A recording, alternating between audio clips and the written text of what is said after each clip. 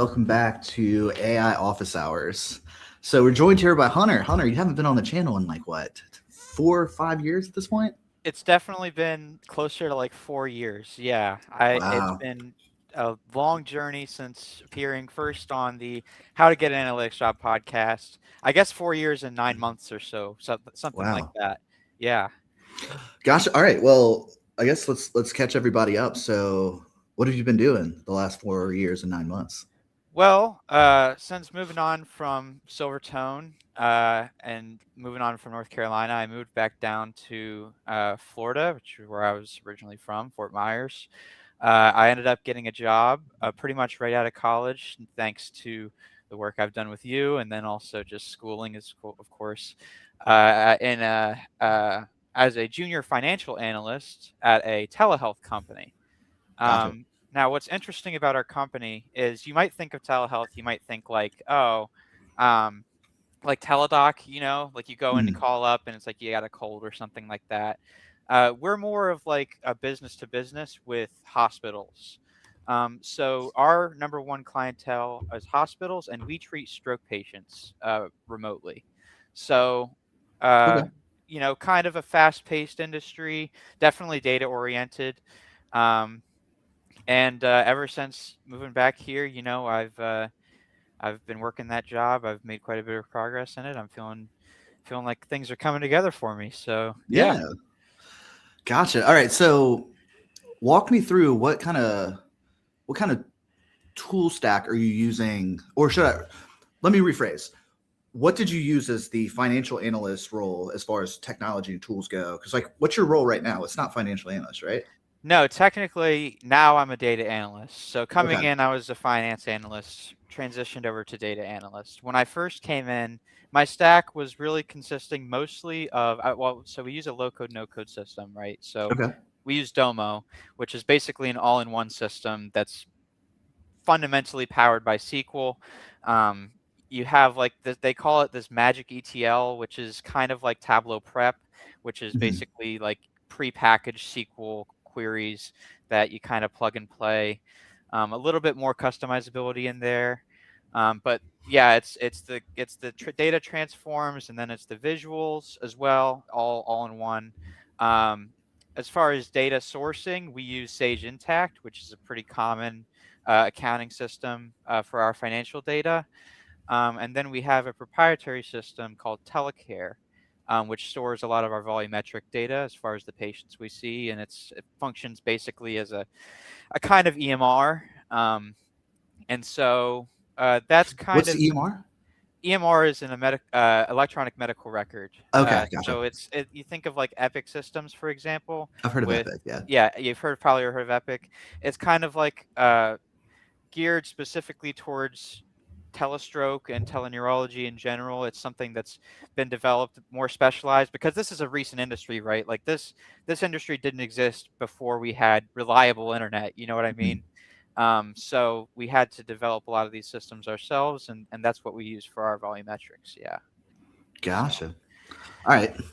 So let me go ahead and pull Spencer on. So to kind of set up this episode, Spencer's in my Tableau class. So I'm teaching data visualization in Tableau. And I actually had Spencer last semester for Excel. And he's a finance major and he's interested in learning more about kind of, well, I couldn't just bring him on and let him speak for himself. But to kind of set this up, he is interested in going into the analytics space. And I thought you'd be a great resource to just kind of, number one, you can do a demo, show the AI, but then also like just do some like Q&A stuff. yeah, absolutely. Looking forward to talking with Spencer. I know we talked briefly on LinkedIn for a little bit. So Spencer, welcome to the call. Nice to meet you. Hey, That was yeah, happy to be here. Thank you guys for having me, and John David, thank you for making the connection.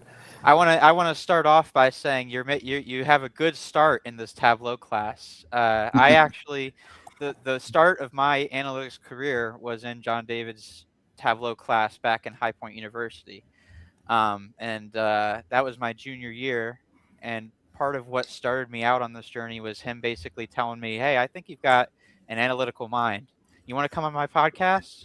And now here I am. I got the job. So just want to preface that and do a little bit of glazing for John David. Well, it's interesting because it's almost like generations of like you have me and then you have you and then you have Spencer, to where like me getting a job, back 10 years ago, it's not as relevant as like, you kind of earlier stage in your career. So Spencer, I feel like he's a great resource for you. So feel free to shoot him any questions you want. Yeah, absolutely. And it's kind of cool to see, the three generations and amidst my, applications and in the data analytics space and then also in the finance space. So yeah, it's cool to see Hunter your success and how you've been able to apply. And I look forward to learning more about, how you've been able to be so successful. Of course, yeah. All right. Well, here I've got a question we can kind of kick things off with.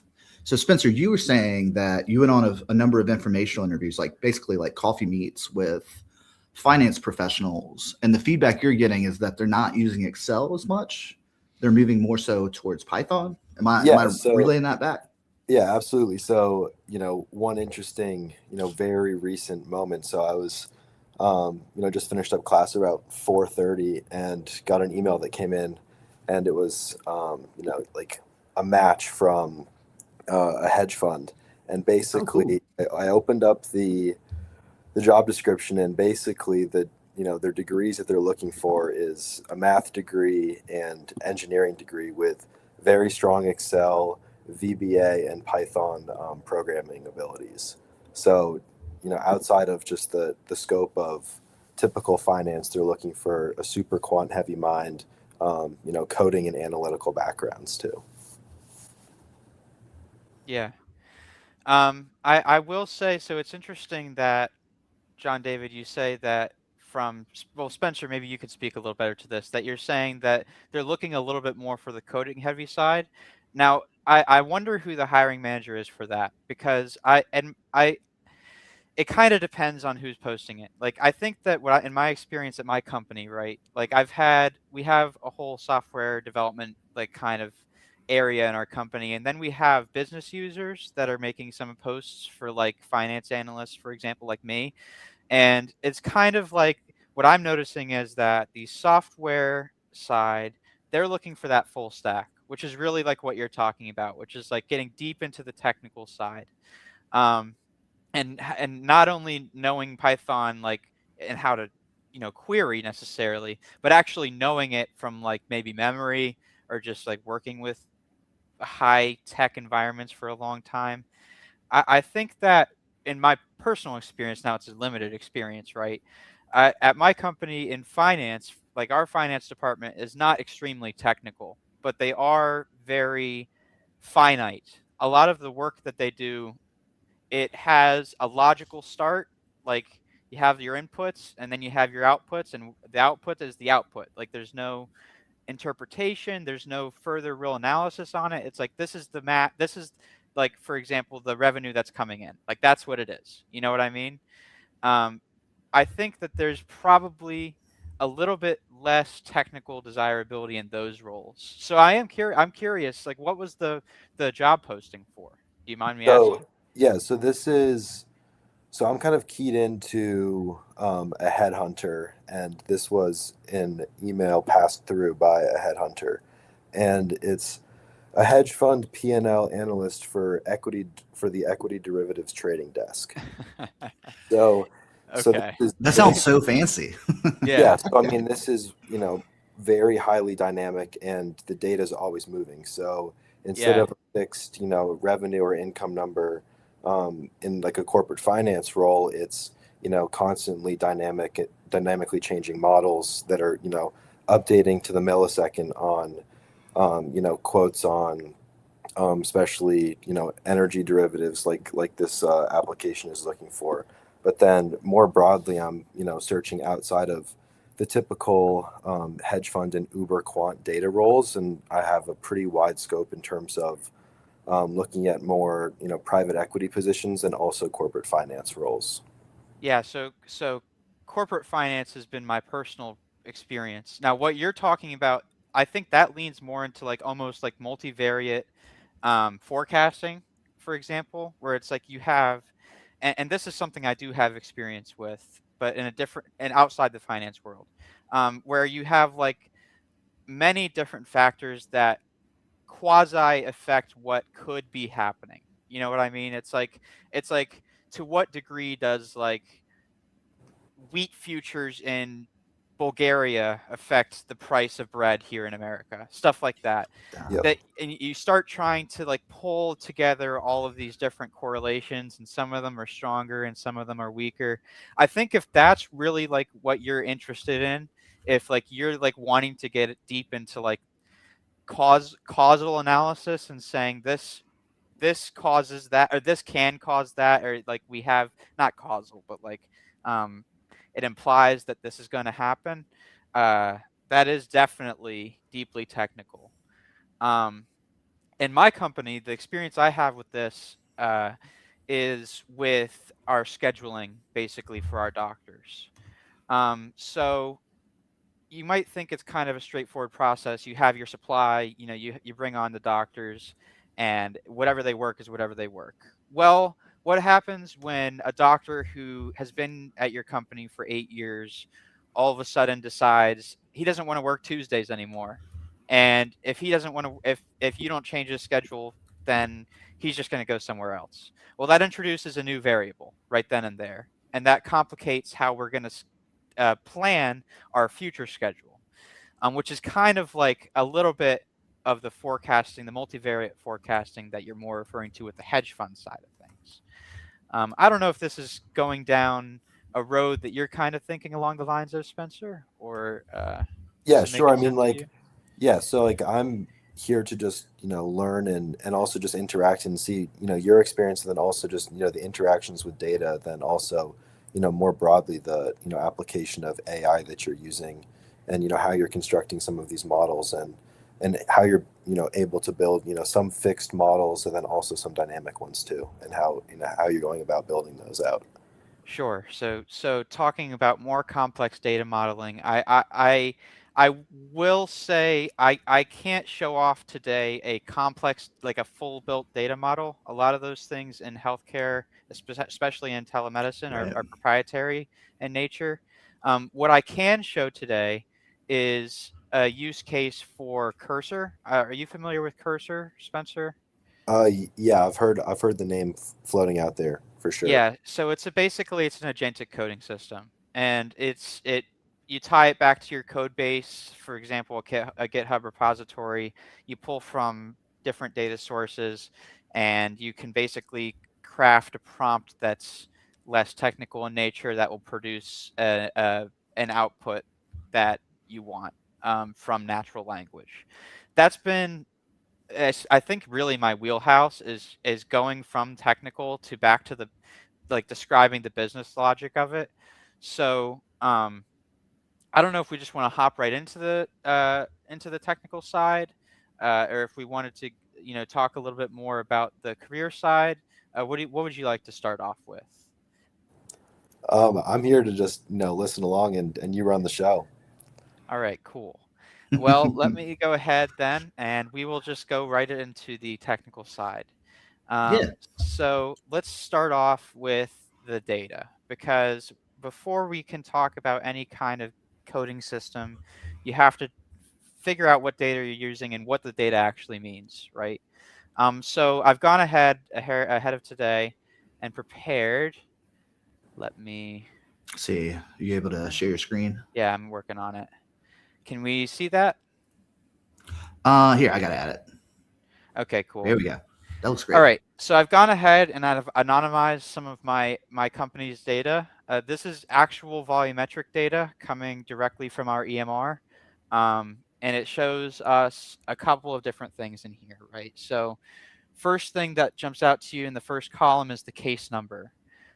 The way that we use case numbers in the medical industry is basically as an identifier for a single encounter with a single patient. So let's say you come into one of our facilities with, you're having a stroke, right? So you come in as an emergent consult. We need to see you right now. So we see you today. We list you as this, like for example, this first case number is a stroke, right? You come in, we treat you. Then the following day, you come in. You're still at the hospital. we get a call from the hospital saying, hey, Spencer is over here. He had a stroke yesterday. You guys treated him. We need to get him in for a follow-up today. Okay, we get him in for a follow-up. That becomes a second new case number. Does that make sense, kind of how we're originally structuring each of these rows? Yes. Yeah, that makes sense.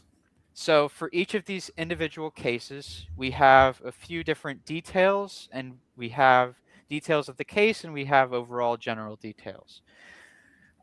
Details of the case are items we need to think about, things like timestamps. We need to think about whether the case was seen on or off shift, stuff like that. We can see those case details listed here in column B in created date, column I in assigned date, and then we have off shift cases here. What does any of this actually mean? Assigned date is basically just when we send off the case to a specific doctor that we license and credential at our company to actually see that individual encounter. What time do we send them that case? You'll see why this is important when we get through this use case. Then we have details that are technically tied to the case, but they're more general details. Things like which physician saw the case, which customer which account was it, which hospital was the case seen at. These details are technically in this data, they're listed as a row level detail. But thinking about data modeling, right? When you're modeling data, you have different levels of detail, which is where you start hearing the term level of detail expression thrown around when you start getting into technical like coding and stuff. Basically, this physician always sees this case number. I don't really know how to describe this. Hold on. Physicians are not tied to a specific case number, but case numbers can only be seen by a single physician. So physician is technically a different level of detail than a case number is, because it's less detailed. It's like more generalized. Does that make sense? Maybe I'm getting a little bit too in the weeds with this. No, Yeah. I get you're kind of laying out the complexity of it. Yeah. To where you can't just filter on the case level or Right. the patient level and then Right. say, oh, this is this one person's doctor, because that doctor might not have been on shift. Right. So Yeah. that's exactly right. So this patient, whatever case number this patient was, that the next day it could be the same patient, different case number, and different physician. It's not necessarily the same doctor. That's kind of the point I was trying to make with that. And thanks for helping to clarify that for me. Yeah. Well, I mean, I'm just understanding it the layman's terms right now because I'm not in the healthcare space. Yeah, no problem. Okay. The other consideration we need to make is that we shouldn't be, when we go to do data transformations, we need to start thinking about everything in terms of a unique identifier. So if we were going to go do any data transforms, for example, simple joins, something like that, right? We know that we can't use like a name to make a join, right? But like we also know that the physician is an important detail. So we need something that's going to uniquely identify the physician, right? That's where these NPI numbers come in. And these have also been anonymized. NPI numbers are a nationally recognized unique identifier for doctors across the entirety of the U.S. So every insurance company, every healthcare company, everybody on the planet knows that this NPI number is attached to physician B. This becomes extremely important for stuff like medical billing, for enrollment when you're enrolling with insurance companies, a million things. This is one of the most important identifiers that we have in healthcare. And you'll see why it's important when we get to the second data set. So that's really the only description I have for the volume. Spencer, any comments, questions, concerns? Making sense so far? Yeah, this is really cool. Cool stuff. Okay, so we'll move on then to the second data set. Oh, that's a spoiler. Can't see that yet. We'll move on to the second data set, much more simple. This is just our schedule. So we have physician A and B. Again, we have that same NPI number. We have the type of schedule that it is, and we have when the schedule starts and when it ends and how long the schedule was. It's pretty self-explanatory. So a big part of my job in corporate finance involves payments and working with HR to help them to complete payments for doctors in a correct and timely manner. Paying doctors in healthcare, I think anybody that works in the field can tell you it's a nightmare. Why is it a nightmare? Well, a lot of physicians' contracts are highly specialized because a little known fact about physicians is they don't really like to think that they're working for a company. They kind of want to think like they're their own practice. You know what I mean? Hmm. And so they get very particular um, about sorry, I had a complete brain fart. Could you bring me back like Well, it a sounds like minute? they've got some ego around. I'm not an employee. I'm a small business owner type deal. Yeah, kind of that stuff going on.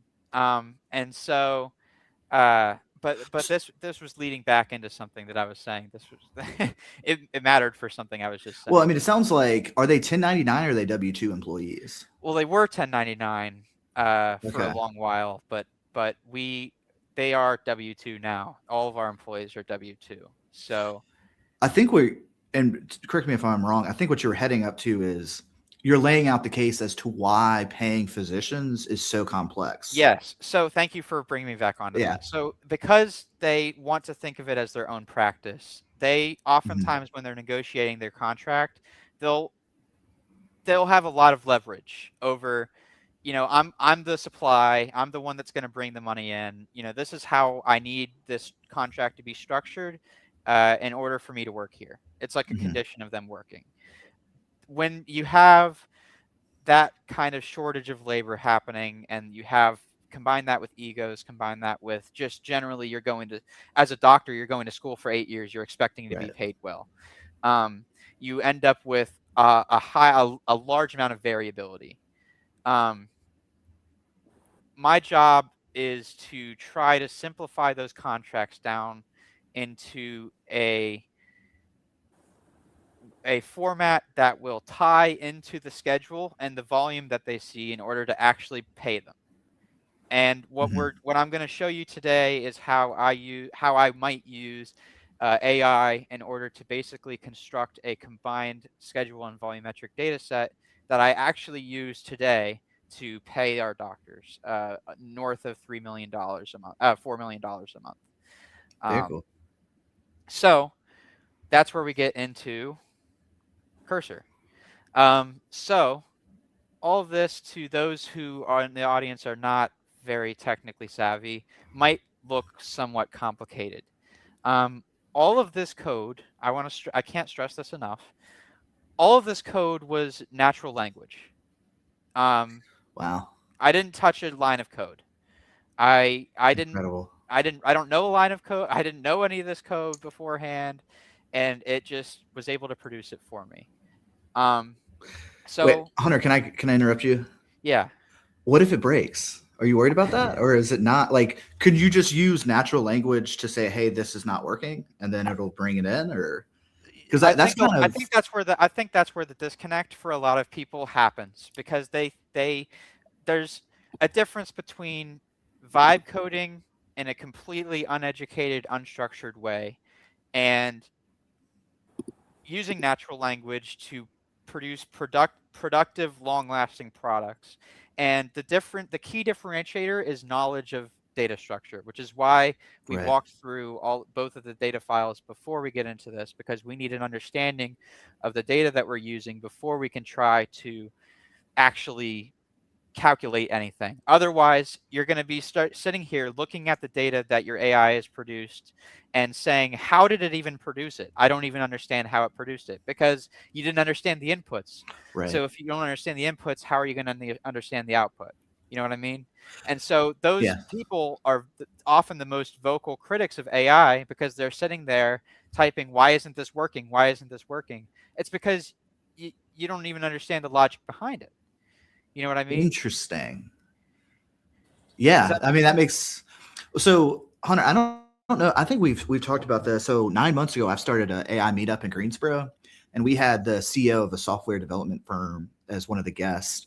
And he was saying vibe coding will get you 95% of the way there, but then there's like that 5%. Well, in his world, he's software development, so it's more about like security issues, Yeah. back end, front end, like web development kind of stuff.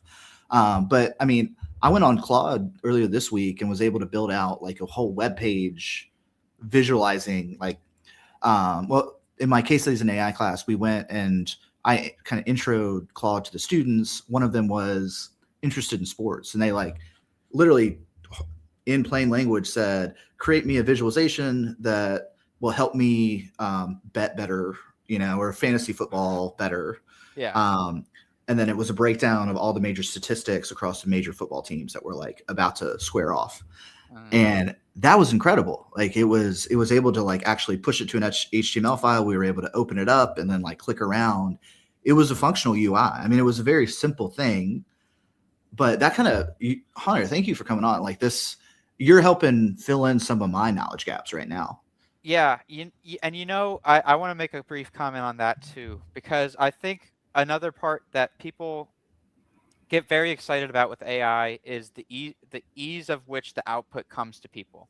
So with your example that you just provided, it was able to produce an output that showed here's how you could make your fantasy team or whatever you said, fantasy team better, right? Right. Now, have I would push back on that and ask the question, was there an after analysis done of that product that showed that it actually uh, did in fact produce the requested assignment, that it actually did help him perform better in Interesting. fantasy?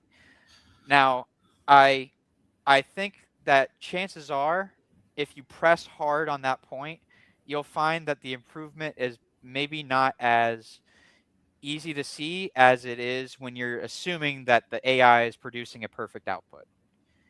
I don't know if that got a little cloudy there. Yeah. Say Basically, that last part. You just like basic, you flip my mind inside out. Like say that again a different way. yeah. So basically, I it is easy to take what AI produces as fact because of Right. how easy it is to produce and how simple AI returning the product to you, how easy it is to read. You know what I mean? The UI is so clean and it's Right. so, it's like so simple that it's like, how could this not be it? What I've found is that when I've relied on work that has been solely AI driven without an understanding of the logic, I have gotten maybe not 90% of the way there, but maybe 60% of the way there. Interesting. Um, I think that the where AI lacks is not in technical knowledge, but it's in context, especially in highly specialized fields such as I would say working at a hedge fund as a quant, Right. or um, in telefinance, or in health Telehealth finance. Yeah. telehealth finance, which is like a never existed before. There's no training data for that. You know what I mean? And that's where the context for maybe some of those fields becomes even more important. Right. So I got a question. Do you is there a metadata file that you could just feed in the AI and it would understand all the logic, or is that big There pie in the is sky thinking? there is probably somebody out there who knows how to structure metadata or prompt engineer in a way that would give the model enough permanent context that it can continue to produce an accurate business product. However, I challenge you to find somebody out there that can do that.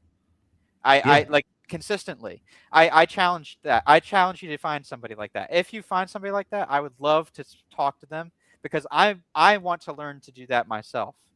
Um, in my experience though, a lot of those prompts where you might read on like LinkedIn, like somebody's created like a 13-page PDF like ChatGPT prompt that's going to produce like something like a weather forecast or something like that. Mhm. I challenge you to try that same prompt a year from now and see Interesting. how well it goes, because I believe that AI makes it very easy to there's a data term for it in data science. I don't is it collinearity? It's when you have too many too specific variables. Your variables are too specific, and therefore they influence the model in a way that is too hyper tuned to what it is to what the situation is today, but is not future proofed. Oh, it's overfitting the model. Is that the? Overfitting, yes, thank Yeah. you. Overfitting the model. So I would challenge somebody to create an AI prompt that is not overfitted, that also provides enough permanent context for it to continue to produce an updated uh, business product without any intervention from a data scientist or analyst. I don't think Yeah. it exists. Well, Hunter, I'm wondering if like the person you're looking to find is the like master data architect, which I don't. Perhaps, I think that's a unicorn. I don't know if those people actually exist, because I think like with most companies, they start out with this data system and then this department expands and there's another data system and you got to link them together. It's not like they sat down and they said in 200 years we're going to be a $1 billion company and this is all we're going to do. It's like I see what you're saying. You're helping me. This is so meta. Recontextualize context because it changes all the time. It yes. almost makes you think of like code switching. Yeah, Like, when you're talking to your professor, you're a little bit more prim and proper than when you're talking with your bros. yeah, Because even as a human, it's like, are you in a business meeting or are you sipping a margarita at the beach? right. You're the same person, but there's different context of you and you show up in different ways. Well, think about how the early 2000s software wave started to occur. Think about how many all-in-one systems there were that were being sold out there at that time, and how they were talking about, oh, this is so future-proofed. And then think about today, about how many different AI systems we have, and how many Right. different companies are pursuing, even though it's all technically foundationally the same, I don't know, 5 or 6 companies, they're producing different AI products, and only so many of those are going to survive. You're Mm-hmm. going to be left with companies that are still, they're going to have legacy AI systems, basically, where they're going to be stuck with a system that was touted to be an AI, and it was really just some really excellent data science team, you know, training a Sarima model really well to guess what's going to happen. Or what's the meme? AI is really just a Excel file with like a nested if then statement. Yeah, well, I think that there's a number of software out there that are being touted in that way. I think there's a number of software that are actually doing it right, though. I would say that like Salesforce as an all-in-one environment is starting to come together with Tableau, and I know they're getting into Health Cloud, and their whole cloud services, like they have Revenue Cloud and Health Cloud, like for billing purposes. Um, Interesting. I think you'll start to see some of these huge data companies start to adopt the all-in-one model, kind of like starting to bring everything together into their wheelhouse. We're already starting to see it with Salesforce. Mm-hmm. Yeah. Um, Just anyways, just just yeah, to go jump ahead. in, really quickly. It's almost better that there's not one AI driven model that you can write once and continue to apply, because I mean folks like us would be out of a job if that were the Right. case. You would do it once and then you would do yourself out of a job. And then also I was just thinking about more applications in the finance space, and more towards like the actual investment space.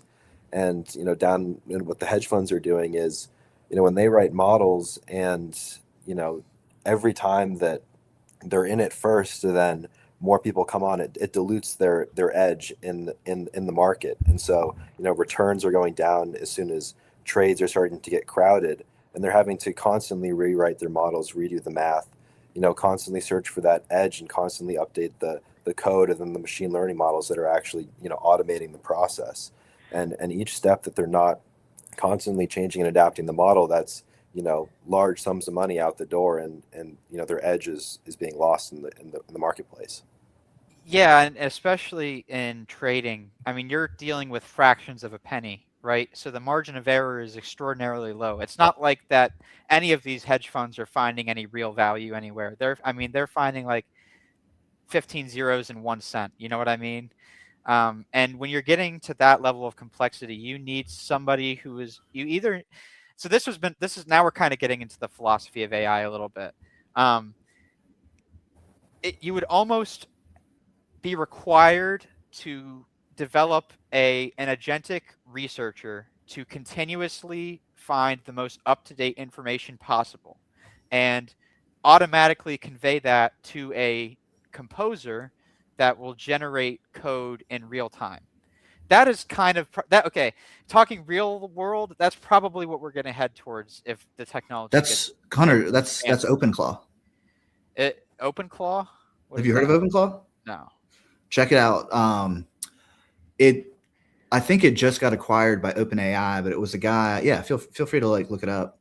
I think it was a one-man AI company that just sold for $1 billion. So one guy coding in his basement built OpenClaw, and I think he sold it for $1 billion to OpenAI or something crazy like that. Interesting. Yeah, I'll check this out after the stream, but essentially it's like you have a fleet of AI agents, and then you have one conductor agent that coordinates all your agents to where the idea, and I don't know if it's like a get rich quick scheme, is that people are saying, oh, you can use OpenClaw to build a business and then it just runs like that. That sounds too good to be true. Like you just, yeah, I mean, right now it is like in the current, there's no way that there's enough context in any of those all-in-one composers right now. It's right. just there's no shot, right? They can't predict that tomorrow Vladimir Putin is going to declare war on Ukraine the third time or something, right? But well, I think that takes the the assumption that you have to go into a complex market. So I've got an AI startup in the education space where all we're doing is taking AP classes, like AP high school classes, and then turning the syllabus and the content into a custom AI. Yeah. Very, very simple, but it's a relatively low lift as far as the AI build, but we're having outsized results with the student success. So what's interesting is that now we're defining there's more than two areas, but it's the area where the training is relatively static, and there's areas where the training is going to change. Very dynamic, yeah. Right. Now in the education field, I mean, as well as anybody, things don't move fast. It's slow. In education. It's slow. So you don't need a model that's going to necessarily do this dynamic researching and all that. But right. If you have I'll use telehealth as an example. There's Medicare changes rules like you change clothes. If they decide to change a rule in the way that we bill our stroke cases, for example, and all of a sudden they just implement the rule, nobody was able to find where this rule was changed. Next thing you know, 1 month goes by and we're getting a whole bunch of denials out of Medicare saying, oh, we can't pay you for this, that, or the other reason. Well, actually, they don't even really tell you the reason. They just say, we're not going to pay you, and you have to figure out the reason. Imagine if you had an AI now, though, that as those changes occurred, it's scanning every available Medicare rule book, like HTML or wherever their rules are stored, right? And every time there is a single change in that where those rules are, it goes into your data model and makes sure that your billing is not affected, proactively. This is the dichotomy. In a fast-paced industry, I think you almost need something like that if you're talking about automating data models. But in education or a government role, you really training is, you do it once a year and you're good. Right. Spencer, have you ever thought about that as far as mapping out what career you want, the level of complexity of either the company or the industry or the position you're in? Not from a like either dynamic models or, less complex models, I don't think I've thought about it that way. In terms of, what I want to go after in terms of, a career, I don't think I've taken into consideration, the models that you're building or this or that. It's kind of, a second thought or just an afterthought for me. I'll ask you this: what is your favorite part about either working in finance or in the data sphere? Well, I mean, I guess the working in finance is the constant, ever changing of circumstances, and then there's that constant risk present. So So you it's like the complexity. I Yeah, like so I mean, it I like, sounds like you just answered your own uncertainty in that you like complexity and you want something that's gonna challenge you a little bit. I mean, I 'Cause- definitely love the fast pace and I love the complexity. I mean, last night John David saw me lock up on the podium for about 40 minutes there, and just get yeah, absolutely into Spencer, one we thing. had our It's we had super our first super. class. Yeah, You let him drive. You let him drive the I bus. let him drive. Yeah, he drove on the first day. I was so proud of my boy. Man. But it's funny though, Spencer, because circling back to that thought, I don't want to have that. Sounds tedious as hell to me to have to constantly update every hour, every day, every week. That just sounds like I annoying think administrative work to me.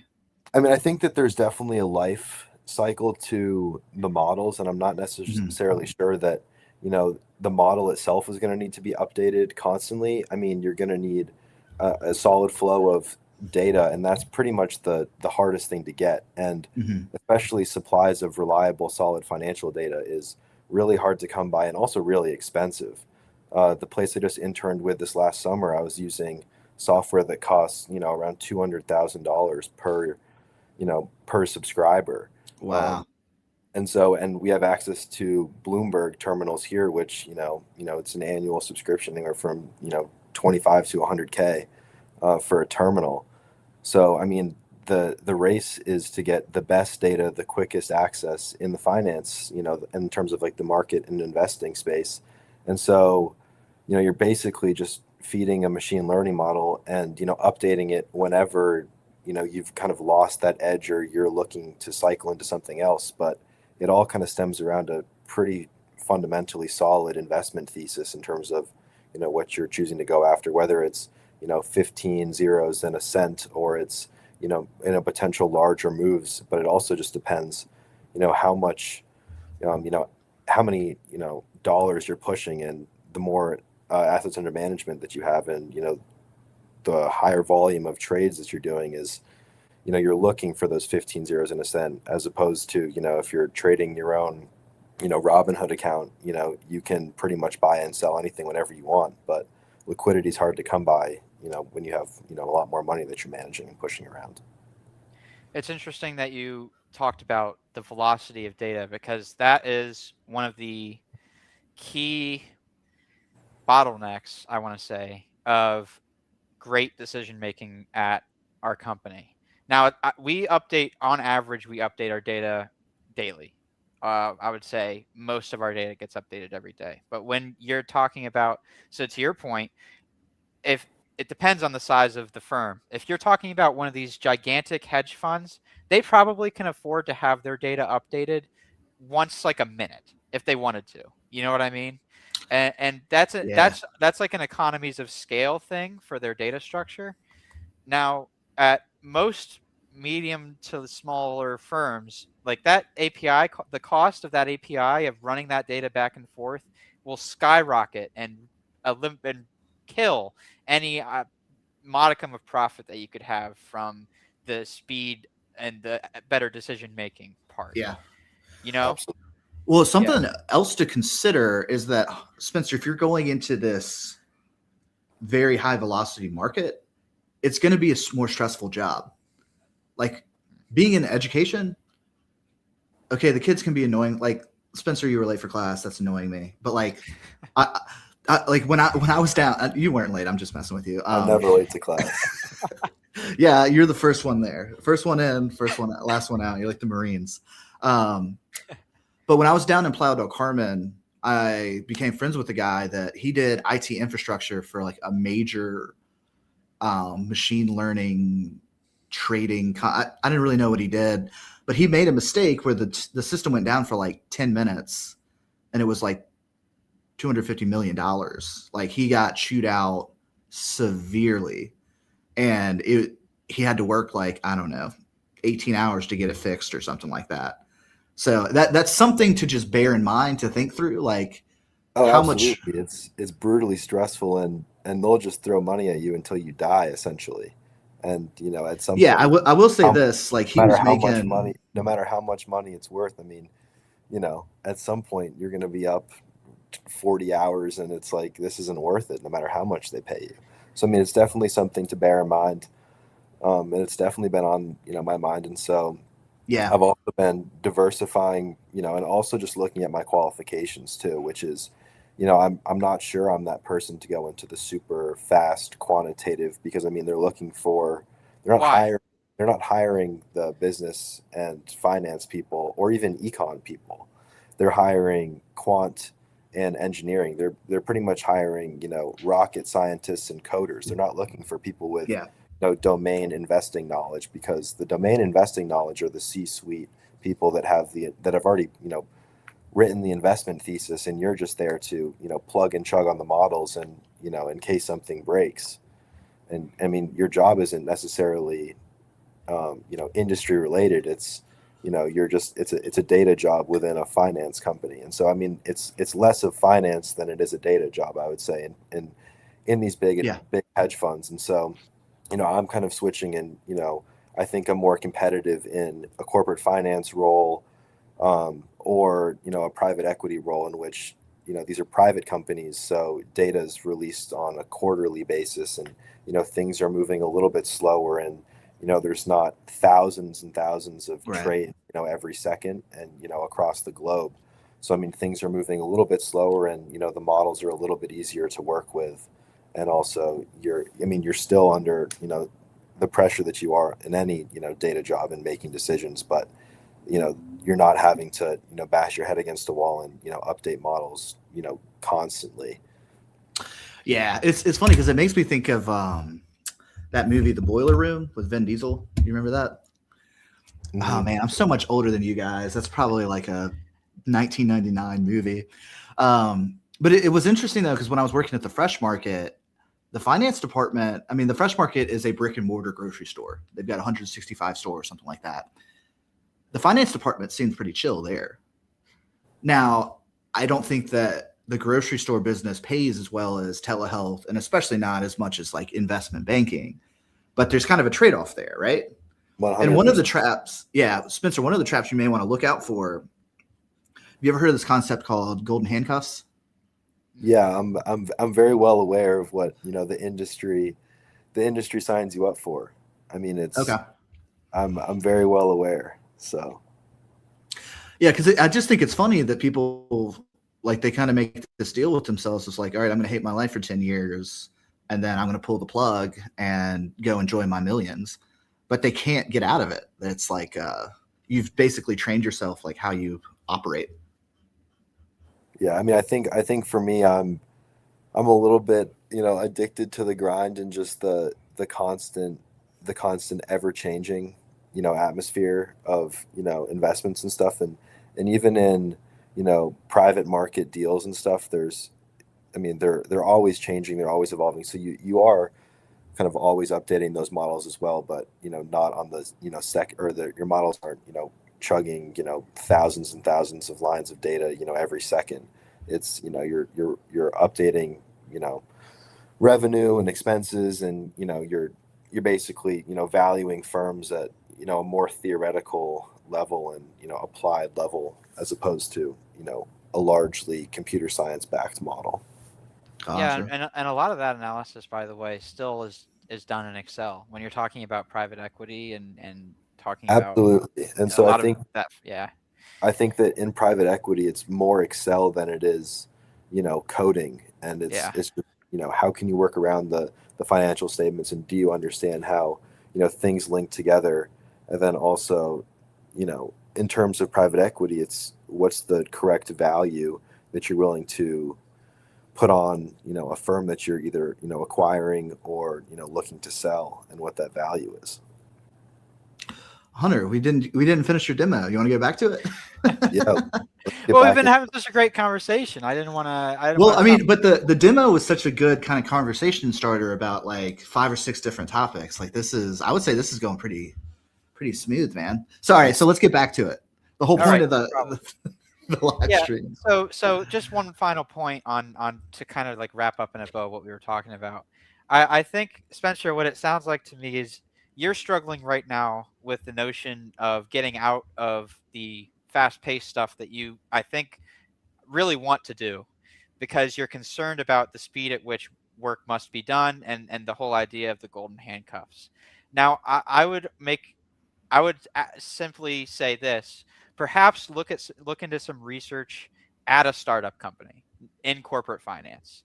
Not any startup company, that it doesn't necessarily have to be in the finance world, because what you're going to find is you're going to have that same velocity requirement, right? That same this needs to get done because literally the business will go under if this doesn't get done. Mm-hmm. And you will also not have to worry about updating data models constantly. That's just something that you might want to think about and look into.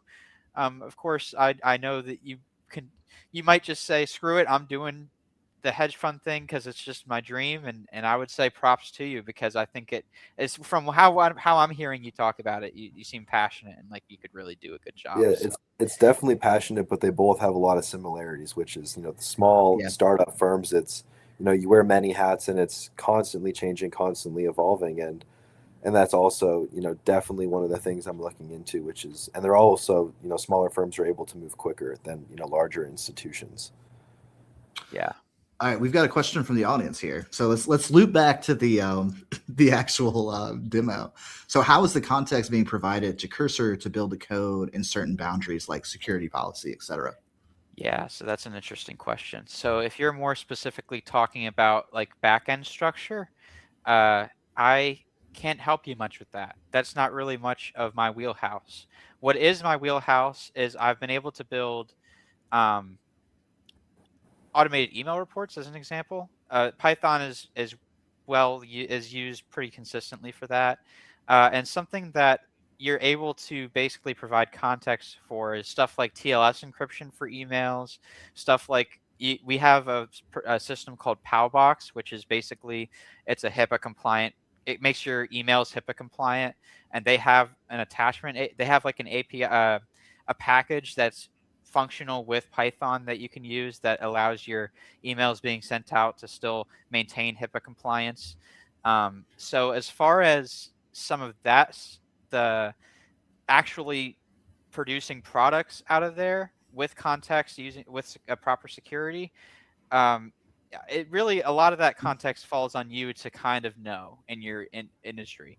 I would argue that if you are working in healthcare and you don't understand HIPAA compliance, then, and you're building a product, you probably should really seriously reconsider what you're building. And this comes back to my earlier point, which was, having an understanding of the logic that goes into whatever you're trying to build. If you don't understand, this, if you don't, for example, if you don't understand your own company's security policies and you're trying to build something using AI, how do you expect that AI is going to understand your company's policies, your company's security policies? It wouldn't without that extra information. So it's an interesting question. I wish I could provide a little bit more context on the back end side with maybe some data security policies, like I don't know, like personalized data permissions, stuff like that. There are PDP policies in our in Domo, which is I mentioned earlier, is our low code no code system. So I hope that helps answer your question. Hunter, I think the answer, which you answered already, is just how is the context provided? Plain language. Yeah. Like you just yeah, type it would be in plain language. Yeah. So you would say, for example, here are this needs to be HIPAA compliant. Here are the guidelines for HIPAA compliance. You can send the link. You can send the exact verbiage from whichever source that you're gathering it from. And at that point, if the research that you've done is not adequate to provide the context, I would say that falls on the business user at that point. Mm-hmm. Gotcha. All right, so let's dive deep into this Yeah. demo, man. Yeah. So remember earlier we talked through, we had two different data sets. We had the schedule data set and we had the volume data set. Mm-hmm. Basically, I started this piece of code from an empty notebook, just completely empty. There was nothing in it. And it started with this prompt up here. Now, remember, we're working in Excel. This is all sample data. Normally, I would be linking specific Data tables. Specific data tables. So with Domo, Domo has a package for Python as well that provides a certain security policy for our data. So when we plug in a key from Domo, it's not technically the key that can be used as training for the AI. I don't know exactly how they do it, but basically it's still secure using their package. But today it's just going to be Excel.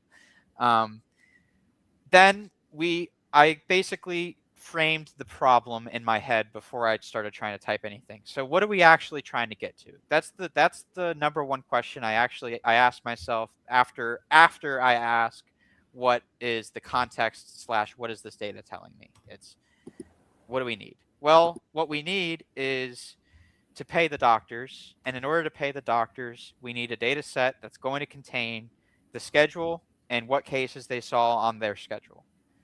So basically, we need a data set in which each row is a physician and a schedule, and all of their cases are counted up in a way that shows the doctor and shows us, here's the work that the doctor has done.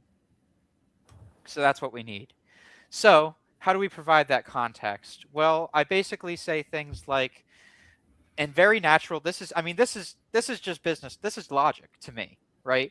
The schedule contains data that appears like the first attached image. So I literally attached the image of the sample data. Obviously, if you're going to attach data to any AI system, it must be anonymized, or else you risk a security risk, losing your proprietary data. So you anonymize the data, you send over the data structure. This is literally what the data structure looks like. The second picture is literally how the volume data structure looks like. Now, if you were working with a data set that was millions of rows long, you couldn't obviously just copy and paste the Excel data, like every data point, right? So you need to, and when you're doing this step, when you're providing context, you need to get to a point where each row that you're giving context for has a situation that you want to capture. So, like, let's say that you needed to pay one doctor one way and one doctor another way. In order to provide the proper context, you need at least one row that shows here's how this doctor gets paid and this doctor gets paid. Same thing goes for providing this context, but this is much more simplified. Okay, are we good so far? Can I keep going? Spencer, you following? Yeah, absolutely. All right, Great. keep going, man. Okay, cool. So we give the data structure. I need code that will output a file to my downloads, which I went ahead, I provided the link already to where the downloads is. Where my downloads are, to my downloads folder that uses the assigned date. So remember, we talked about earlier, the assigned date would become relevant. The assigned date is when we actually send the case off to the doctor. It's when they actually start doing work. So we need to use that assigned date to place these cases into each schedule for each physician, where the unique ID of the physician is given by their NPI. Remember, earlier we discussed proper logical thinking of how you produce your output. Remember, we say we need unique identifiers. We can't use names for anything. So we tell the system, this is the unique identifier we need you to use. Very straightforward. Then let's continue forward. There may be cases that don't go into any schedule. So I'm providing more context here about knowledge of the data structure. Now, I'm probably getting more specific than I need to, because if I pull back up the actual data structure, if we look at the name of this column, it says off shift case. and true or false. I think that modern AI systems are intelligent enough that they will be able to pick up on this, and they might not know what to do with it, but they'll be able to read this and say, "Oh, this is this case was seen off shift." Now, you'll see why this is going to become relevant, though. Why we need to provide this context when we actually see the finished output. So let me go back to the prompt. Please count those cases into a separate off-shift schedule. So what are we actually doing here? We're saying, okay, what problem would happen if we just left these cases as is? Well, what we'd end up with is however many off-shift cases we would have that many less cases in our output, and it would seem as though those cases were never completed. But they were. They were just seen off-shift.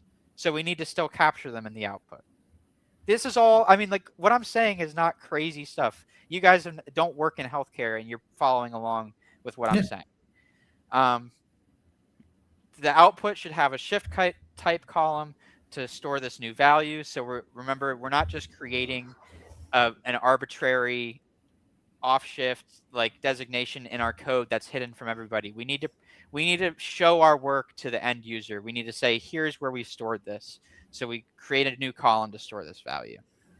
The case counts should use the billing codes. So billing codes are basically you can think of it as the type of case that it is. Mm-hmm. It's something that we use to work with our insurance companies for billing purposes to get paid. We need to break these cases. It's also how our doctors get paid. So which is why it's relevant for this example. Once again, this is all context that if you're working in an industry, you should know, and like whatever you're doing.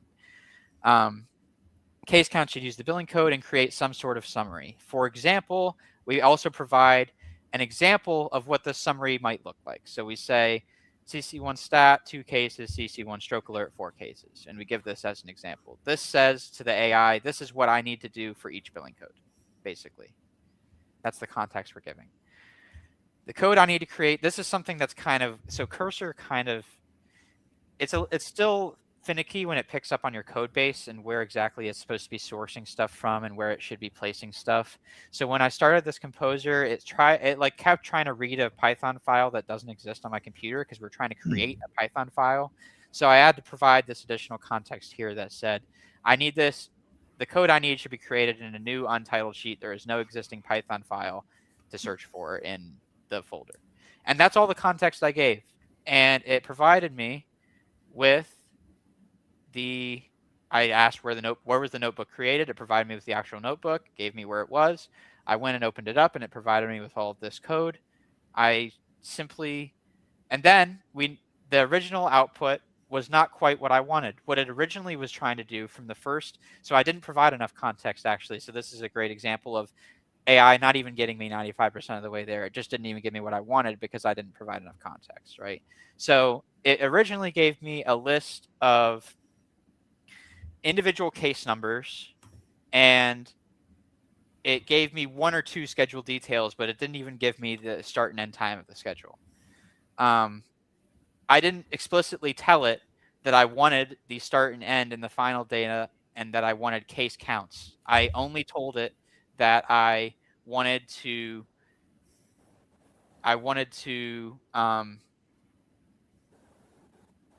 sorry, I'm just rereading my context now.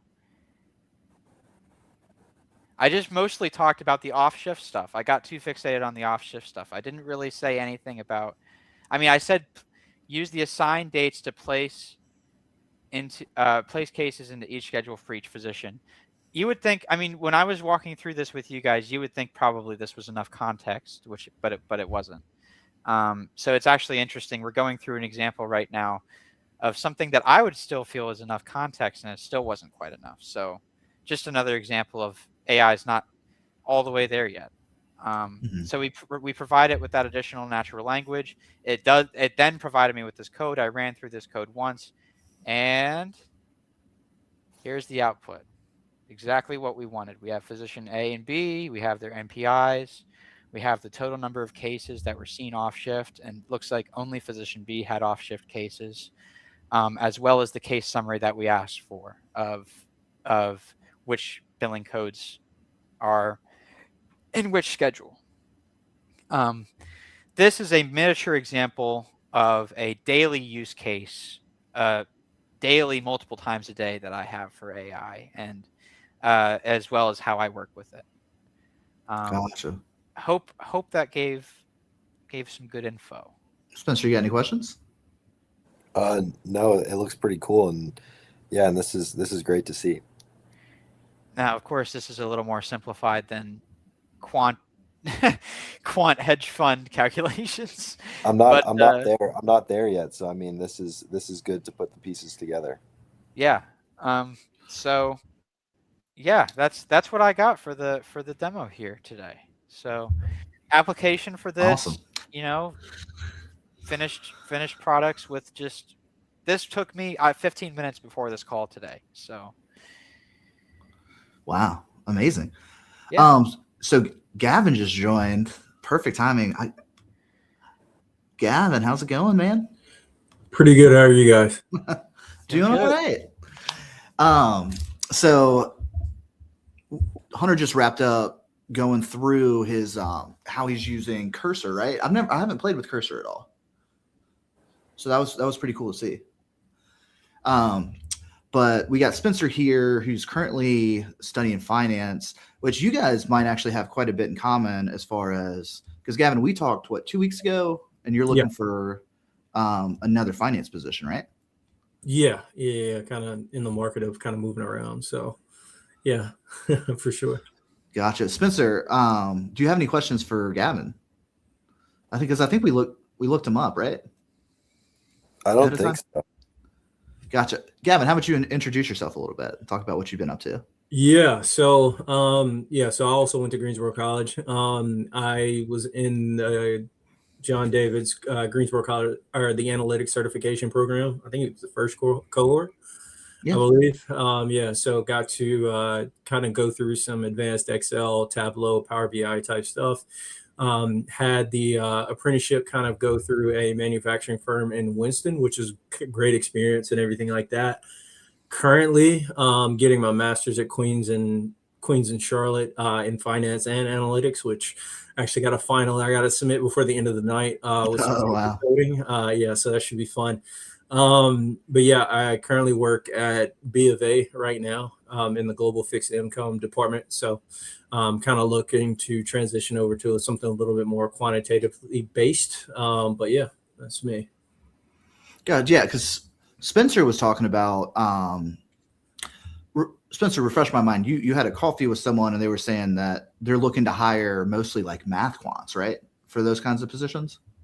Sure. Yeah. I mean, my understanding of, finance at the, investment level, and, a lot of hedge funds are looking outside the realm of, just finance or, econ, majors, and more in the data science, math, engineering, and, computer science backgrounds, hiring mainly quants to just, fix specified models that are, have been, written and, based on financial, investment theory for, long periods of time. So Gavin, has that been your experience? Yeah, so I can't speak too much on like the hedge fund side or anything, but from conversation I have within VC as well as just some financial analytics stuff at the bank, they're doing a lot of that. So I know it really depends on, because it's kind of broad, honestly, with what they're looking for. But sounds like from what you're looking at, Spencer, it's something from more of like an investment side of the business. Yeah, absolutely. I'm looking buy side. Private equity, venture capital, hedge funds. And I'm leaning more toward private equity and venture capital, just based on, my qualifications. Not necessarily sure I'd be, fit for the super highly quantitative and coding backgrounds that the hedge funds are looking for. So more of like the theory and, financial statement analysis, and more of the fundamental analysis. Than more of the, on the private equity and private market things, as well as, as opposed to, I should say, the hedge funds, which are looking for more of the, technical quant side. Right. So yeah, and I've spoken to a lot of people in IB And obviously a lot of their role is very similar to like PE, especially depending on what side, the buy side or sell side that you're going to be on. One thing that I know that helps is like, because you're going to have to get your series test for some of those roles. I don't think as much in PE, but the series test, I know the SIE, Securities Industries Essentials, I think it's called. You can take that without getting sponsored. So I know some of the other like latter on like Series 6, 7, 65, 66 type stuff, you have to get sponsored. So that's one thing that I know that helps separate a lot of people coming in the door. Also, to your point, it's a lot of like Excel modeling and everything like that. There's a thing called the Investment Banking Bible. I think you can find a free version on like Google somewhere, and they have like a lot of questions that they're going to ask you in interviews. And as far as the Excel part side of the business, you'll know what you need to know without actually talking to somebody. Because to some degree in those interviews, they're going to ask you like case questions. So they may give you, ABC company and then tell you, to come with some type of conclusion based on their financial statements. And from my conversations, they care about less of the actual answer and more of how you got there. So if you can figure out and maybe do some general level of, because I don't know your experience within like the corporate finance kind of financial statement analysis kind of background, but if you can do that and or show that from somebody just give you a blank Excel or something like that in front of you, it helps out a lot in those interviews and conversations, because they're highly competitive. The people in there are coming from a lot of different schools and stuff like that, and because they pay a lot of money, you're gonna need it. From what I've heard, they want you to know somewhat of how to kind of get to those conclusions first thing in the door. You don't have to. They hire people who don't, obviously, but you're looking to separate yourself from the many. That's kind of one of those things. So whether it's a portfolio or something that you worked on, some individual stocks that you're tracking, from an equity analysis standpoint, I would kind of tailor that together, or at least be able to speak to what's kind of going on, why the movement in stock price is going what it is. I had a conversation at an investment kind of firm, an asset management firm, and they do like kind of like a stock analysis, kind of case analysis. So they give you kind of like a stock, and I think they give you a day, maybe a week, but they give you a little bit of time to come up with a general reason why you should pitch or buy and or sell that stock. So those could be some things you could look at. And absolutely. And one thing is, just to come back to that. So, checking off a few of those boxes there, I'm currently studying for the SIE and have had the, investment banking Bible, and, been studying that, religiously. And so, I've done some pretty extensive work in terms of, modeling on my own. And I have about, a 3-year track record of running a 6-figure investment portfolio comprised of family and friends' money that I've gone out and basically organized together, and been running that with a supervisor and a mentor along the way. So I have some experience managing individual positions in an investment portfolio. Then worked in wealth management after my freshman year internship, or that was my freshman year internship. But then after sophomore year, I did a 4-week, pre-MBA program at the Tuck School of Business at Dartmouth College, and that kind of gave me that. It was a 4-week valuation project, and so that was covering one company, figuring out if we should buy or sell it, doing a full DCF valuation, and looking at KPIs and figuring out if it's a good buy or not, and pitching that and presenting that to the board. And then this past summer, I worked for a multi-billion-dollar family office and doing some foreign equity research for them. So I have some pretty extensive experience, I guess for my age and for being a senior in college. And I got a question for you, Spencer. Sure, absolutely. Have you created a dashboard showing any of the work that you've done, like in a for example, a line chart showing returns over time or something like that? Sure. I mean, I have like an interactive one. You know what I mean? I haven't He's in done my it. Tableau class, so it's gonna happen. Okay. I'm getting my feet wet on the Tableau thing. A lot of the work in the finance stuff, along with the healthcare, like you were talking about, is pretty much proprietary, and a lot of the things that I'm working on, and ways in which I'm going about research and stuff like that I can't necessarily disclose publicly. um, you know so that's kind of a fine line to walk, Yeah. while also being able to convey some of my experiences. I mean, I have some hard numbers in terms of portfolio projects. Can you use percentage-based analysis instead of finite numbers? Yeah, for Yeah, sure. just do it off of that instead. Yeah, and you can Because also anonymize like what Hunter did. yeah, Absolutely. because you absolutely, I think that it's good that you're taking a Tableau class, because I think your next step is showing the work you've done. It sounds like you've got a fairly storied history of doing financial analysis. For somebody who's still in college, by the way, it's impressive, because ask John David how I was showing up to his class on my junior year, and it In was his riding in on a PJs. skateboard in my PJs. So I commend you for getting ahead on some of that. Yeah, but And I'm yeah, I definitely. think that's a logical next step is like, let's show some of that, Showcase some of it, your yeah. work. Show some of your work. Yeah. Spencer, I've Absolutely. also got a recommendation for you. Sure. Could you build like an AI application that makes you more effective at that hedge fund you're managing? So yeah, I mean, that's kind of been my That's your little sandbox that you can play in. exactly, and that's been the exact space that I've been trying to frame out around me since being here freshman year. I mean, this project I've been working on since I graduated high school, and so I've been working on this for about 3 years, or I guess over that now. And so I've been utilizing the faculty, when and how I can, and frame that out. But one of the things that I'm lacking is just being able to present some of the things that I've done in a way that's meaningful for employers and other people alike. So that's definitely one of the things that I'm lacking on, Yeah. being able to convey some of that work. Well, John David, you have something you wanted to Well, I was going to ask about Python. So Hunter, are you using Python much in your role? I use Python to the extent of I not much anymore. There was a solid year and a half where I was using it, and my company was I basically started our local instance of Python at my company. Like, they didn't have Python before I came there, and I basically I started the GitHub repo for our team.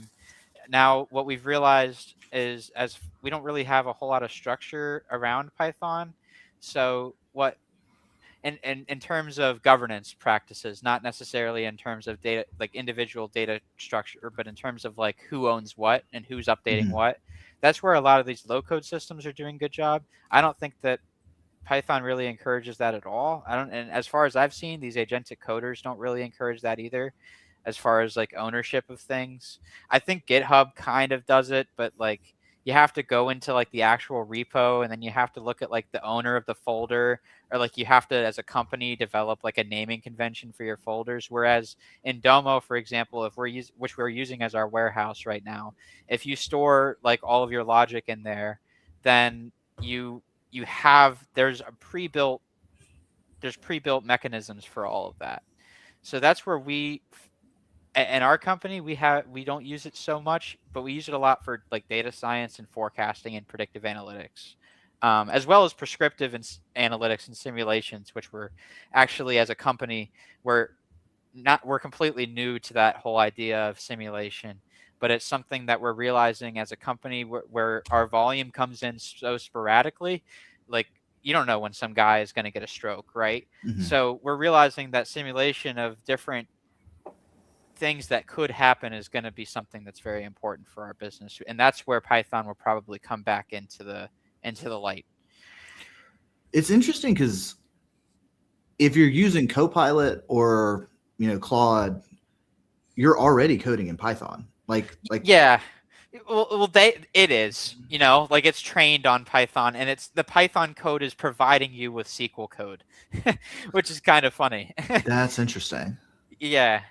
At least that's been my experience with like GPT. Like, like, if you click open like the logic when it's building your code, that whole logic is built.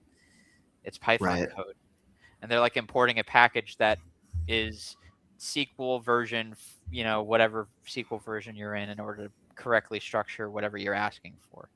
So it's interesting. I guess I am coding in Python all the time, even though my company isn't really like Right. structured for it. You know what I mean? But yeah. Yeah. Gavin, do you have any questions for Hunter as far as like the AI or the tech stuff goes? Because I'm kind of curious, how deep into coding are you at this point?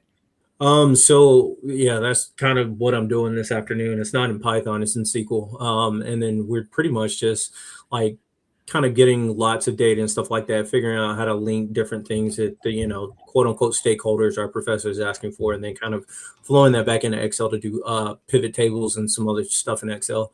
But no, I don't do a lot of it. So we did some Python. I had a class in Python, which I enjoyed a lot different or more. Some of the finance roles that I've seen, it really depends on the area of the business that you do work in. If you do a lot of database stuff, you're going to probably work in more SQL, but it also depends on the company. So I think Python is probably the best because, I've spoken to people internally at the bank as well as other firms. If they're in like R or something like that, they're transitioning over to Python, being that industry standard. SQL is very specific to databases and stuff like that from what I've seen so far.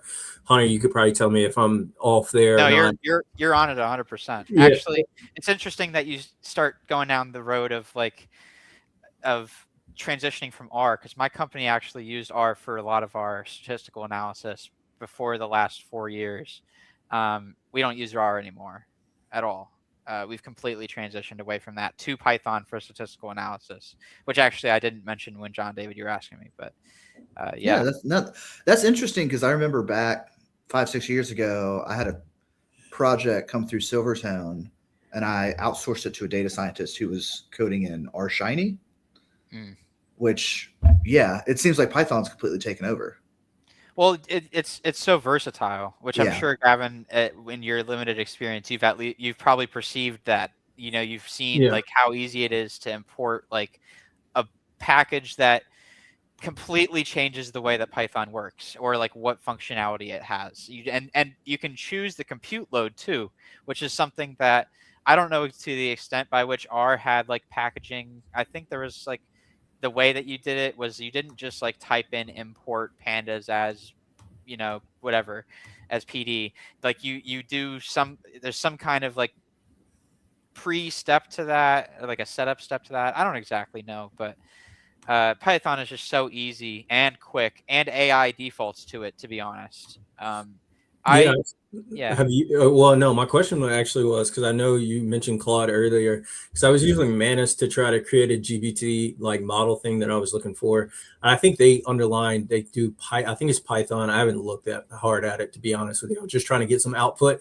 But have you found that Claude is a lot more easier to use? Based on the GPTs you're trying to build, or or the agents, I guess. So I do use Claude. So, earlier I was demoing Cursor, which you weren't here for. And Cursor they have a composer basically that is the foundation of it is built on Opus, Opus 4, I think it was. I don't know if they've updated it now. They probably have since I've last looked at it. But I have found that it's been the most efficient for producing code. It's been the most accurate that I've seen. I think that it's less verbose than ChatGPT is, for example. I think ChatGPT tends to elaborate more than it needs to, and also add details that you just didn't even tell it to do. And I think that from what I've seen, Claude has been a lot more reliable for that. Okay, I was gonna try that because I was trying to build out something for like financial information about like just asking it specific questions or something like that. And I know like within a lot of this stuff, web scraping, they're very specific about obviously compliance, and you can't just scrape from random websites and stuff. So it makes it a little bit harder. And I guess that was where the fundamental thing was messed up in Manus. But I'm gonna try Claude. See if you can help me. So Spencer, you brought up the like portfolio thing, and I literally just typed in this very simple prompt. Sure. One other thing just before we dive into that. So currently I'm taking a data class which is all in R, and then I'm taking Tableau, and then I'm taking an econometrics class in Stata. So I've got 3 different things, and I guess my somewhat frustration with learning, data here at High Point is in terms of, in terms of like the financial space is there's no access to like Python. It's all R. And so like you guys Oh, have talked about, the industry's kind of moved past, Mm. R, and, I'm stuck learning, in R. And so, trying to, get out of that mode is pretty tough. it's interesting. I thought you were going a different direction at first. I thought you were going to talk about the availability of real data, which was always a concern of mine when I was trying to learn data, is I never found anything that was like dirty enough for me to actually work at it. Yeah. But you're saying more your frustration comes from the fact that the education system's behind, which it is. It is Um, behind. And so it's like, trying to build your Yeah. own, roadblocks ahead. And, at some point it's realizing that education is not going to catch up to the job industry, and you have to, do a bunch of work on your own. But, right now, everything's constantly evolving and moving so fast. So it's just trying to stay ahead of that. yeah, I think that where you're going to find success is through practicing yourself and practicing with real examples so that like the work you've been doing. I think you're going to find the most return on your investment there and applying. I'll tell you what has been useful from school for me though is um I don't want to simplify it as dumb it down as much as like vocabulary, but it's like putting a word to a phenomenon in business and also having a definition for how to tell when that phenomenon is occurring. I think those notes that I've taken through school where I go through and I'm like, hey, in this econometrics class, they mentioned uh, deflation. I don't know. Yeah. Deflation, like what is that? What does that actually mean? Like, oh, I know what it means. You know what I mean? It's kind of like a more general knowledge base. I think that was where I had a great takeaway out of my education. When we start talking about industry level, that's where these internships and your work of your own, Right. you have to have it. I mean, even before I went into the industry, I worked a bit with John David, and we worked on we did consulting work with a number of different businesses, and that's something that if I hadn't done any of that work, I would have been completely lost out of college. Like I wouldn't have had any Yeah. idea about what I was going to be doing. So I think given that you're a self-driven person, the most benefit you're going to get is with the work that you are passionate about, that you're driving towards.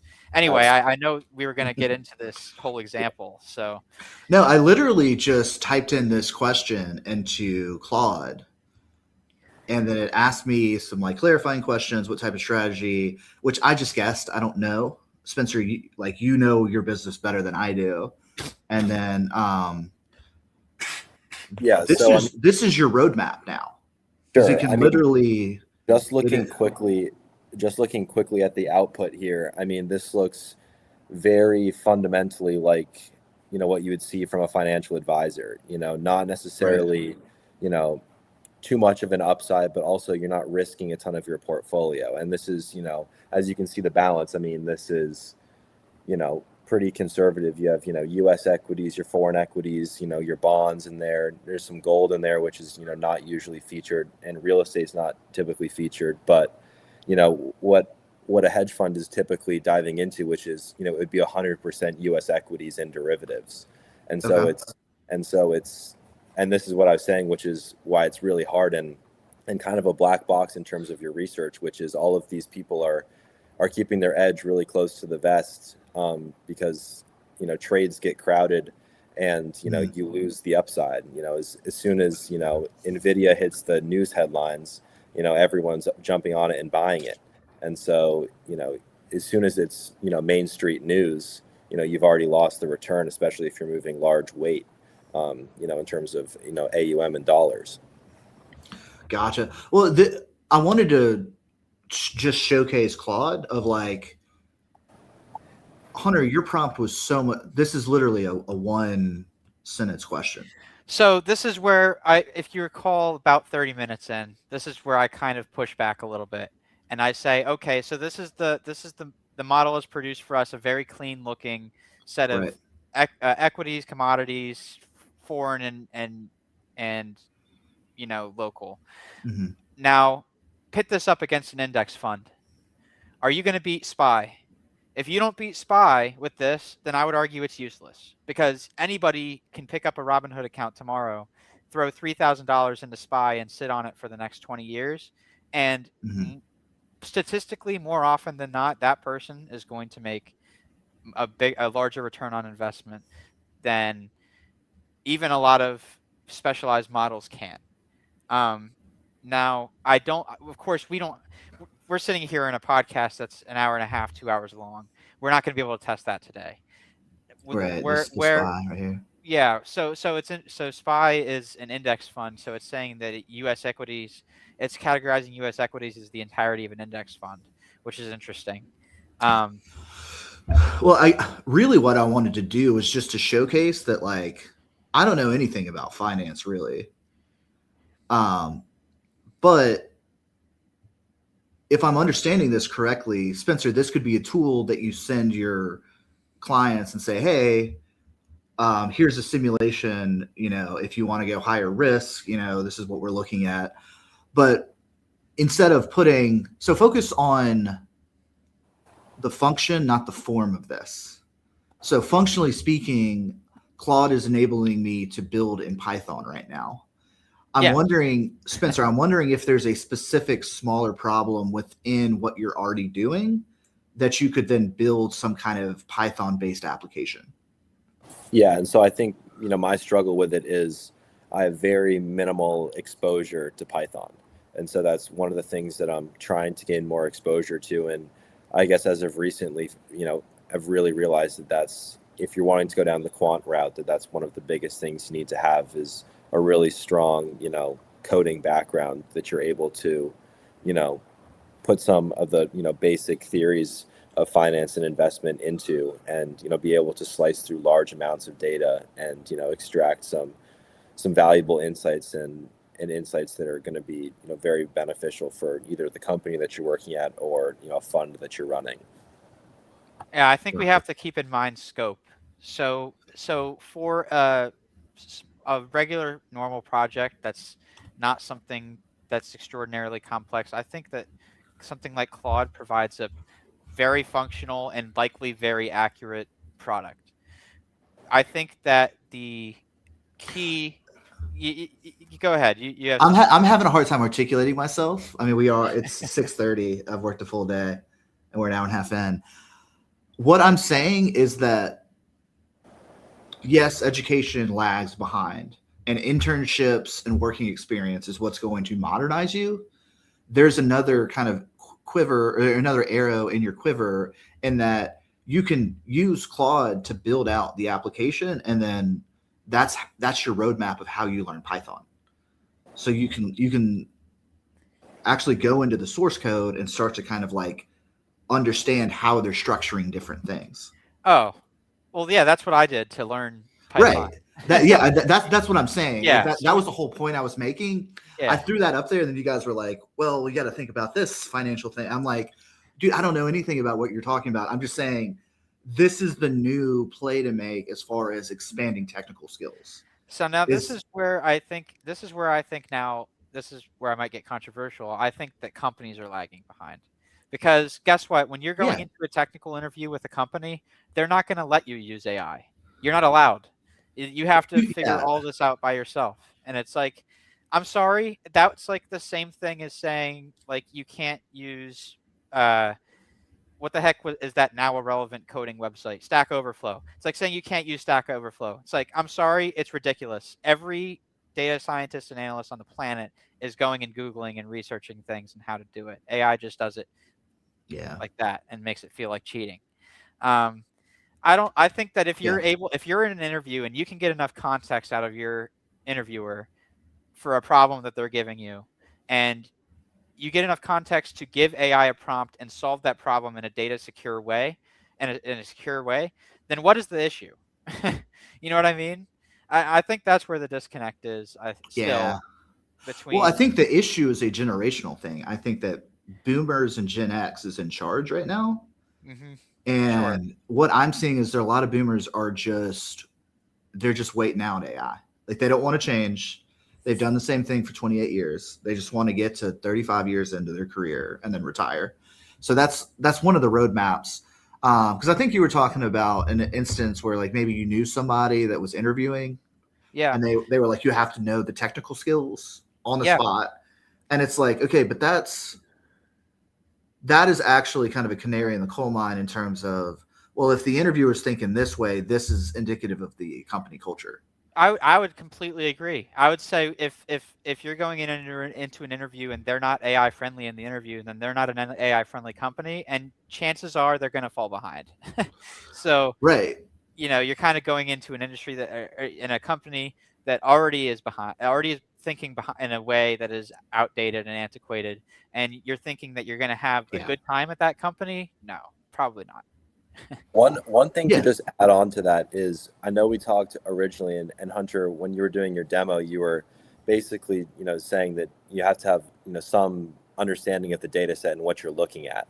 And so I think in technical interviews, in terms of finance, at least, it's, you need to know what you're putting into some of these complex models, whether it's in Excel, or whether it's, coded in Python or, other languages.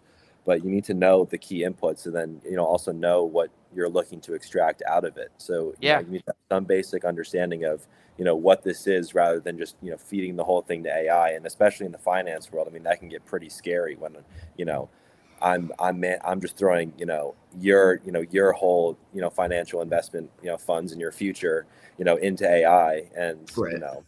then you get people carelessly just throwing around money, and one model screws up, and we're in a recession, and people are really devastated by that. So I mean, there's huge financial impact in the finance world if this gets out of control. Yeah. What I would say is, like, I don't know if I can say that, but where I work at, they use Microsoft Copilot, and I don't work in the client section, so I can't tell you as far as compliance what they allow to be inputted into like their AI. But from an enterprise standpoint, depending on your company, if they have enough money for that enterprise software, they'll input a lot of different information. I think really the key, and I've seen this I had one coding interview, it was in SQL. I think the key obviously is the input, obviously is going to be data set, what data you're feeding into, but the key is being able to find the errors, because to the point that I've found so far, when stuff that I've done for school and stuff that I've tried to feed into AI just to kind of see the difference, there's different errors. If you don't know how to fix the error from whatever the AI's output is, you're going to get the wrong answer, just an error message. You're not going to be able to submit whatever you're going to submit. So I think the key, I guess, from a school standpoint, would be to try to just find large amounts of data just to input those. And then, to be honest, depending on the type of data that you get, I would just ask it some general questions and then just see what the AI spits out. If the AI spits out something wrong or something that feeds you an error message, trying to figure out just ways to kind of reverse engineer that. I find that to be a lot more problems, or a lot more useful than just kind of flatly learning whatever you're going to learn. But that's just what's helped me a little bit. It's like the dichotomy between having an internship in finance and taking a class in finance. Like, one is very specific and it's kind of, whatever the work is. And then the other one, I think there's value to both, because having the foundational knowledge of like chapter 1, chapter 2, chapter 3, here's how it's like laid out in the system, is valuable. But then also, like, what does Daniel Hall always say? It's like a T-shaped distribution. Like, you want to have a wide range of skills, but go really deep in like one or two areas. I think that's a really good framework in terms of like developing more technical skills. All right, it's 6:40, so I'm like starting to fade a little bit. But Hunter, thank you so much for your time, and giving us a little bit of insight into what you've been working on. And Gavin and Spencer, I hope you guys got some value out of getting to come talk to this brilliant young minds. So, yeah. Well, I just want to say, Gavin, how long has it been before this episode, man? It's been what? It's been a while. It's been like 3 or 4, maybe 5. Yeah, 4 years. Maybe, I think 4 years now. I mean, it's great seeing you again. We'll have to catch up. And Spencer, it was really nice to meet you. And it sounds like you're really getting into the thick of things in data, and you got a great career ahead of you. So congrats on all that work. Yeah, and happy to be amongst this all-star panel. So thank you guys for having me. It's really cool to see everything that you guys are doing and learn from you guys. It's awesome. Ex-podcast star, by the way. That's true.